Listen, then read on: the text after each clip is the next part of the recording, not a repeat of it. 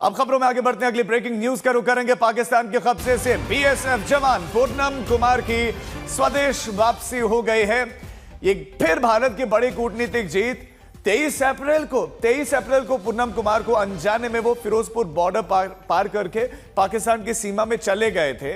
तब से ही पाकिस्तानी रेंजर्स ने उन्हें हिरासत में लिया हुआ था, छोड़ नहीं रहे थे। लेकिन अब सीज फायर के ऐलान के बाद अब जो है इतने दिनों के बाद उनको छोड़ा गया है। और बीएसएफ की तरफ से जारी बयान के मुताबिक आज सुबह 10:30 बजे पाकिस्तानी रेंजर्स ने पूनम को भारत के हवाले किया। और अब तस्वीरें भी, ये काफिला भी जिसमें पूनम कुमार भी शामिल है। 21 दिनों के बाद पूनम कुमार अटारी वाघा बॉर्डर के रास्ते अब भारत लौट आए हैं। ये तस्वीरें, और लगातार मिलिट्री इस प्रयास में थी, लगातार बातचीत चल रही थी कि हमारे जवान को वापस लौटाया जाए। और ये तस्वीरें भी हैं। असीम बसी भी हमारे संवाददाता हमारे साथ जुड़ गए। असीम, ये भी एक बड़ी कूटनीतिक जीत, क्योंकि पहले पाकिस्तान लौटा नहीं रहा था लेकिन अब उसे लौटाना पड़ा है।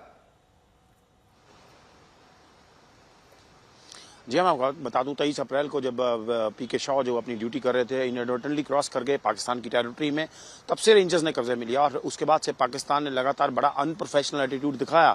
इनएडवर्टेंट क्रॉसिंग में 24 से 48 घंटे में वापस करना होता है, लेकिन उन्होंने नहीं किया। फ्लैग मीटिंग्स में भी एब्सेंट रहे कई बार।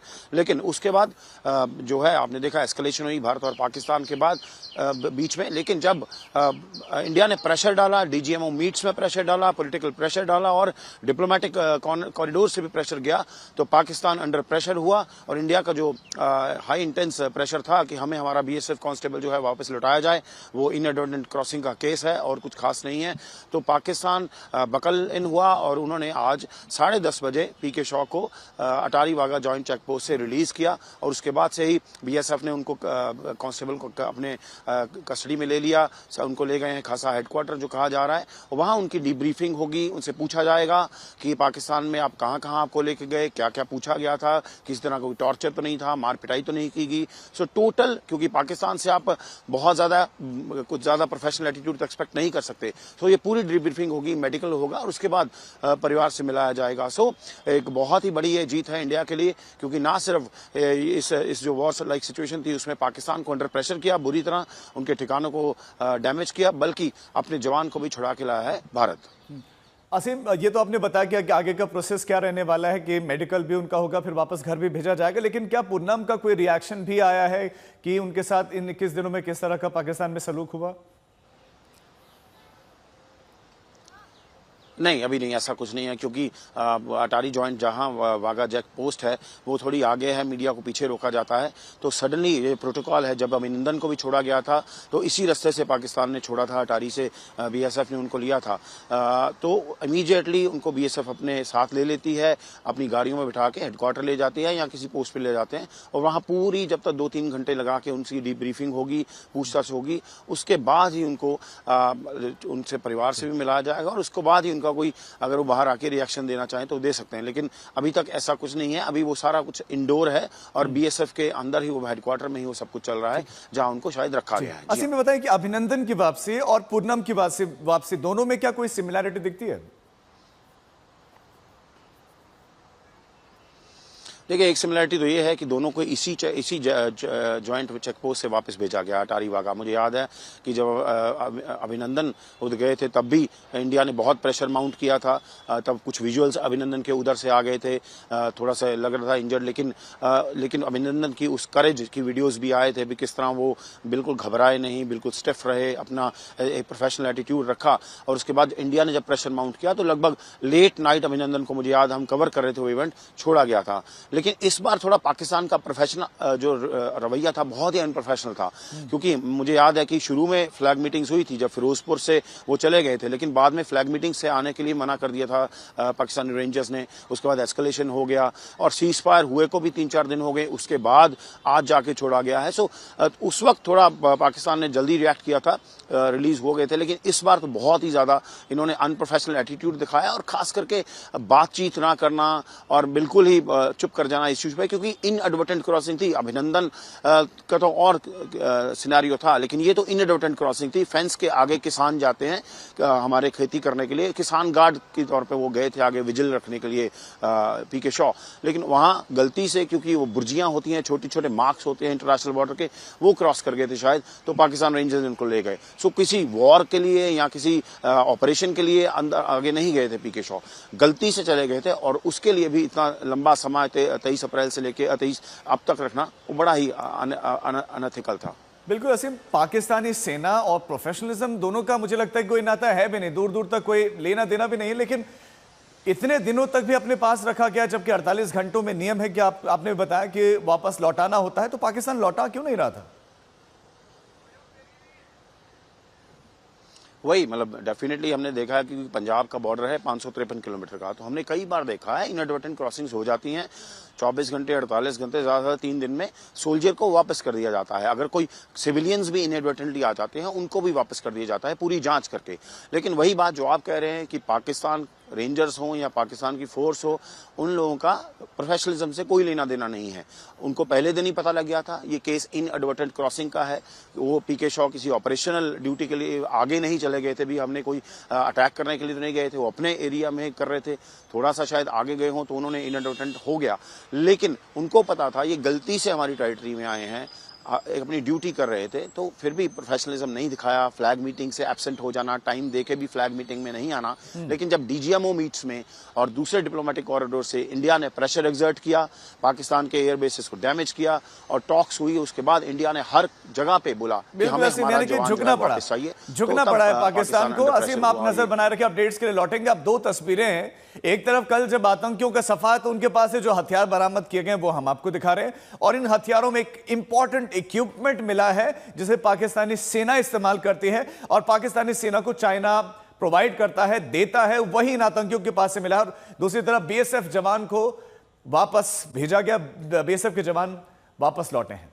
इलाके में कल एक मुठभेड़ जो है स्टार्ट हुई थी, जिसमें से 3 आतंकी ढेर कर दिए गए सिक्योरिटी फोर्सेस द्वारा। और आपको हम जो है एम्यूनिशन दिखाने की कोशिश करेंगे कि ये एम्यूनिशन उनके यहाँ से मिला है, जिसमें से कम 200 राउंड आप देख सकते हैं कि एके के हैं। और आपको हम और भी जो है यहाँ पे एम्यूनिशन दिखाने की कोशिश करते हैं कि मैगजीन जो है बहुत सारे हैं, और यहाँ पे ग्रेनेड्स आप देख सकते हैं कि 3 है, कुछ पैसे भी है, और 2 AK-56 और पाउच कुछ जो है यहाँ से मिले हैं। आपको बता दें कि इसमें जो है एक बड़ा आतंकी जिसका नाम जो है शाहिद कुटे था, जो कि बहुत जो है कई सालों से यहाँ पे सरगर्म था और मुख्तलिफ एंटी नेशनल जो है एक्टिविटीज़ में उसका हाथ बताया जा रहा है। आप देख सकते हैं कि भारी मिकदार में उनके यहाँ से गोला, असला और बारूद मिला हुआ है। और आपको बता दें कि एक स्पेसिफिक इन्फॉर्मेशन के आधार पे जो है कल केलर इलाके में जो है एक कोऑर्डिनेट सर्च ऑपरेशन चलाया गया, जबकि उसमें से जो है वो 3 आतंकी जो है ढेर कर दिए गए। फिलहाल आप देख सकते हैं कि पाउच यहाँ पे है, AK-46 है और मैगजीन्स है, और इसके साथ साथ ग्रेनेड्स है, और वहाँ पे राउंड्स भी मिले हैं, और कुछ यहाँ पे पैसे भी हैं। आपको बता दें कि ये एक बहुत बड़ी कामयाबी है सिक्योरिटी फोर्सेस को साउथ कश्मीर में।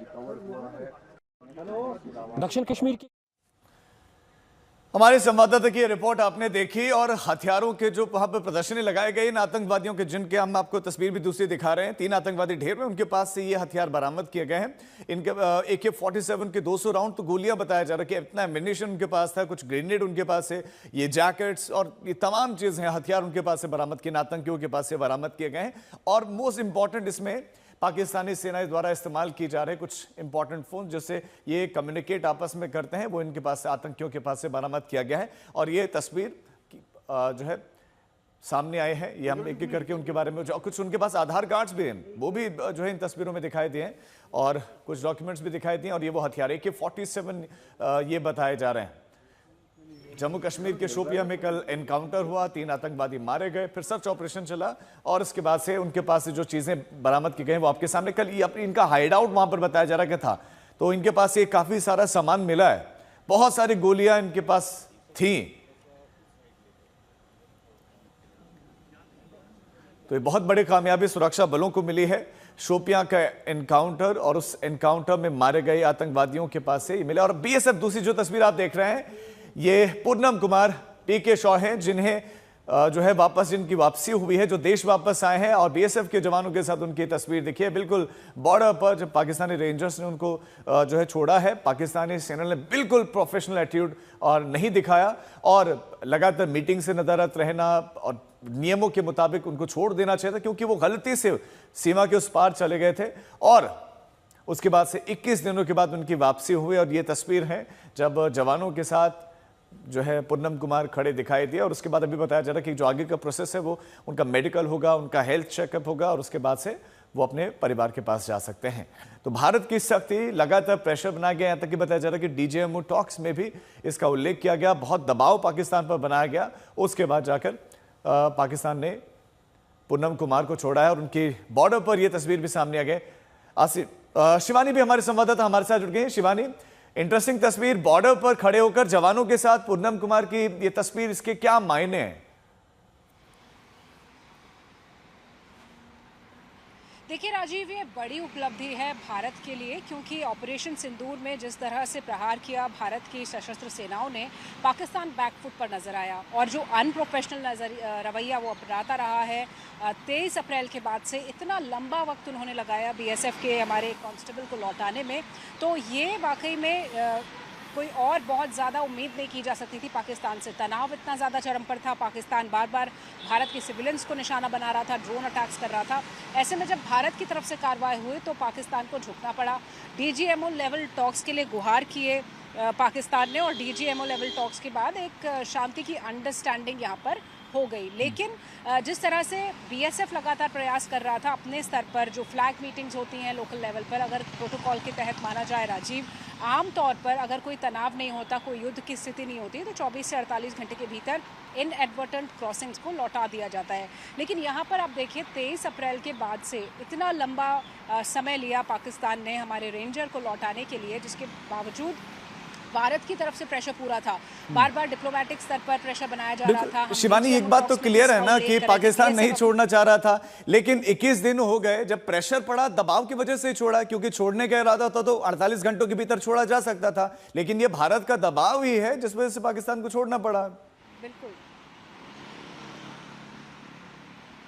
बिल्कुल, ये भारत का दबाव था। वही हम आपको बता रहे हैं कि जो बैकफुट पर आया पाकिस्तान, दबाव जब उस पर पड़ा हर तरफ से, ना सिर्फ अग्रेसिव मिलिट्री ऑपरेशंस का दबाव, बल्कि अंतर्राष्ट्रीय स्तर पर उसकी जो थू हुई, जिस तरह से उसने अनप्रोफेशनल तरीके से हमारे जवान को रखा इतने लंबे वक्त के लिए, उसने हमारे सिविलियंस को हार्म किया, जबकि हमने आतंकवादी ठिकानों को ही निशाना बनाया था।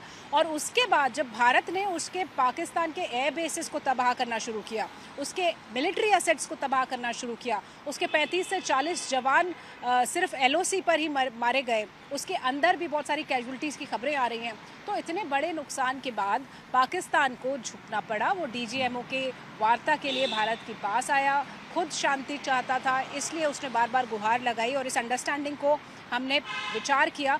लेकिन जाहिर तौर पर वो तनाव की वजह से या फिर जो अनप्रोफेशनल रवैया है उसकी वजह से पाकिस्तान हमारे बीएसएफ कांस्टेबल को अब जो प्रोटोकॉल्स हैं उस टाइमलाइन पर वापस नहीं देना चाहता था। और ऑपरेशन सिंदूर की कामयाबी कह लीजिए या फिर राजनयिक दबाव कह लीजिए, बीएसएफ का दबाव और डीजीएमओ लेवल पर एक प्रेशर टैक्टिक्स तो पाकिस्तान पर दिखाई जा रही है अब भी, उसके दबाव की वजह से अब बीएसएफ के इस कांस्टेबल को भारत को वापस करना पड़ा पाकिस्तान को। उसके पास कोई और कोई ऑप्शन था नहीं। भारत खुलकर कह रहा था कि हमारे जवान को वापस लौटाओ। लेकिन शिवानी, अब आगे का क्या प्रोसेस रहने वाला है? परिवार के साथ कब तक वो मिल सकते हैं और वापसी उनकी ड्यूटी, उसके बारे में क्या इंफॉर्मेशन है?